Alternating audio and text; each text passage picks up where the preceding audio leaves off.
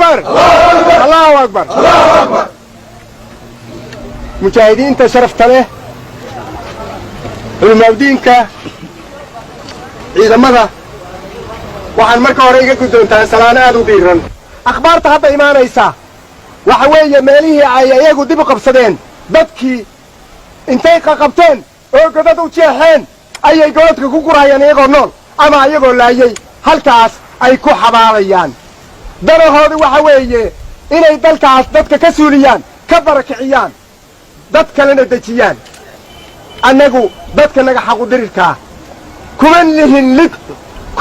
lihin lid daarood waxaanu lid ku nahay oo la diriraynaa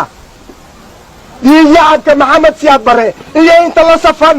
oo xabadda la soo ridaysa kuwaas weeye kuwaan la diriraynaa kuwa xabadda nagu soo ridaya in laga xoreeyo afweynay u baahan yihiin waayo maskaxdu ka cunay in laga xoreeyo ayay u baahan yihiin oo ummaddii dib loogu soo dabaalo oo walaaltinimadii midnimadii soomaalinimadii laysku keeno soomaaliya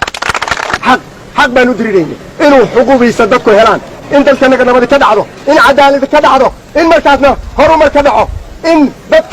dadweynaha awoodda gacanta dib loogu geliyo oo dadweynuhu u taliyaan oo wixii dadweynuhu doonahayaan yeelaan sidaasay hadafkanagu oo aan nin mar dambe lays addoonsan oo ummaddu isku mid tahay oo ummadda soomaaliya laisku keeno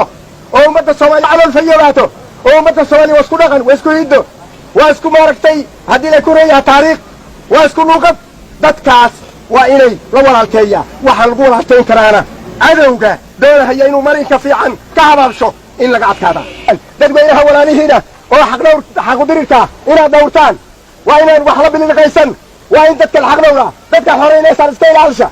culumaadiinka iska ilaalisha masaajidyada ilaaliya adinkaa waardiya kaha waa dadka xoraynayseen kuwa cadowga kii aan xabad idinku soo ridin ha taabanina midkaan xabad idinku soo ridin ha taabanina soo dhaweeya ayagu hadday xoolo samaynayaan wanaag ugu bedela ilaahay baa